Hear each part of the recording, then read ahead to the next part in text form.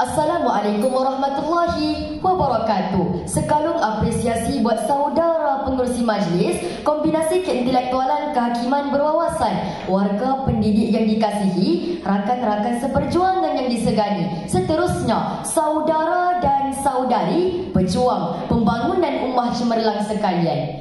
Ibnu Qayyim Al-Jauziyah pernah menitipkan kata-kata, Allah tidak memerintahkan manusia untuk bekerja, melainkan kerana manusia diberikan bakat dan keupayaan untuk berusaha. Maka ayolah kita bersama-sama hayati dan telusuri senario keupayaan dan bakat manusia yang dipinggirkan oleh kehadiran kecerdasan buatan AI. Dengan syarahan saya yang berbunyi, kecerdasan buatan AI meningkatkan pengangguran. Menurut Kamus Dewan edisi keempat, kecerdasan buatan AI boleh ditakrifkan sebagai keupayaan komputer atau mesin dalam meniru tingkah laku atau fungsi manusia, manakala pengangguran merujuk kepada keadaan seseorang yang tidak mempunyai pekerjaan. Secara rangkumannya, kecerdasan buatan AI meningkatkan pengangguran boleh ditakrifkan sebagai penggunaan komputer atau mesin dalam pelbagai bidang menjadi faktor percambahan isu kehilangan pekerjaan, termasuklah pada sektor pendidikan, perkilangan dan perniagaan. Persoalannya, bagaimanakah kecerdasan buatan AI mampu mencetus peningkatan kadar pengangguran? Bagi mengupas segala persoalan, 3 wacana fikrah akan saya bawakan anda bersama saya. Hadirin dan hadirat pemegang amanat bangsa, wacana fikrah saya yang pertama, kecerdasan buatan AI bercambah, sektor perkilangan tidak diendah. Umum mengetahui bahawa kecerdasan buatan AI mempunyai pelbagai keistimewaan seperti meningkatkan produktiviti sehingga berupaya membawa kemajuan dalam sesebuah industri perkilangan. Namun begitu, keistimewaan ini telah merobek keupayaan manusia yang lebih cekap dan bertindak menggunakan emosi dan nilai manusiawi. Hal ini bertepatan dengan firman Allah Subhanahu wa taala dalam surah At-Tin ayat 4. A'udzu billahi minasy syaithanir rajim.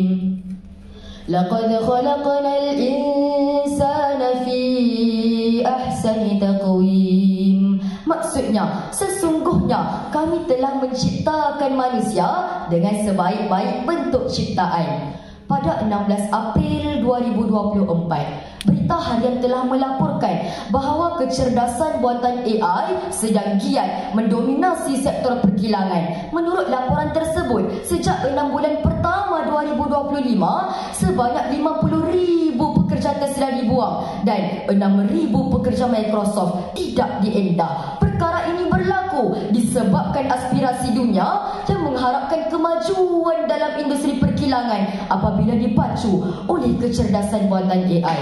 Namun, harapan ini telah menghancurkan peluang manusia untuk mencari nafkah dan rezeki bagi meneruskan kehidupan. Maka izharlah bahawa potensi kecerdasan buatan AI dalam menyumbang kepada sektor perkilangan mampu mencetus peningkatan kadar pengangguran. Sidang penonton yang penuh santun, wacana fikrah saya yang kedua, kecerdasan buatan AI mendominasi alam sektor pendidikan terancam.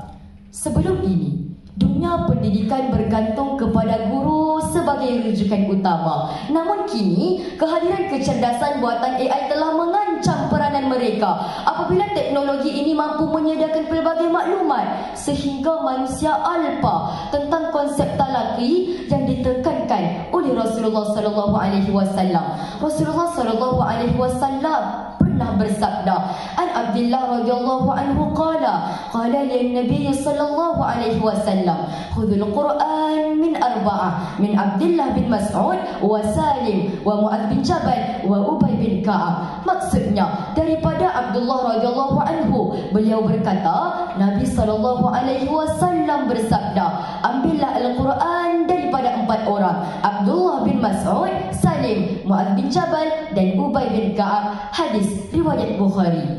Dalam surah Al-Kahfi tersingkap sebuah kisah Nabi Musa alaihissalam yang sanggup merendahkan dirinya untuk bertalaki bersama Nabi Nabi Khidir alaihi salam.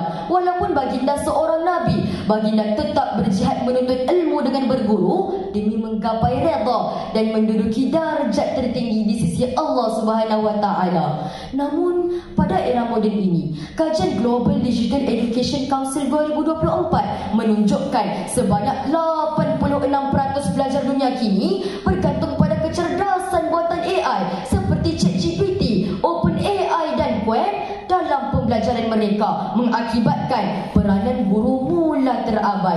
Maka jelaslah bahawa kehadiran kecerdasan buatan AI dalam dunia pendidikan mencetus peningkatan kadar pengangguran. Warga Dewan Penggerak Wawasan, wacana fikrah saya yang ketiga di bawah lembar yukata kecerdasan buatan AI di aplikasi sektor perniagaan tereksploitasi. Kehadiran kecerdasan buatan AI akan mencetuskan eksploitasi khususnya terhadap pekerja. Pekerja yang hanya mahir dengan pertukaran wang dan pengurusan barang kini terpaksa mengendalikan mesin berteknologi tinggi untuk melaksanakan pekerjaan. Senario ini akan mengakibatkan tekanan emosi dalam kalangan pekerja dan menimbulkan fenomena pemberhentian kerja. Seterusnya mencetuskan peningkatan kadar pengangguran. Hal ini bertepatan dengan larangan Rasulullah SAW untuk berlaku zalim dalam hadis yang berbunyi az-zulmu zulmatun yaumal qiyamah. Maksudnya, kezaliman itu adalah kegelapan pada hari kiamat. Hadis riwayat Bukhari dan Muslim. Tahukah anda, dunia kini sanggup membuang pekerja tanpa belas ihsan.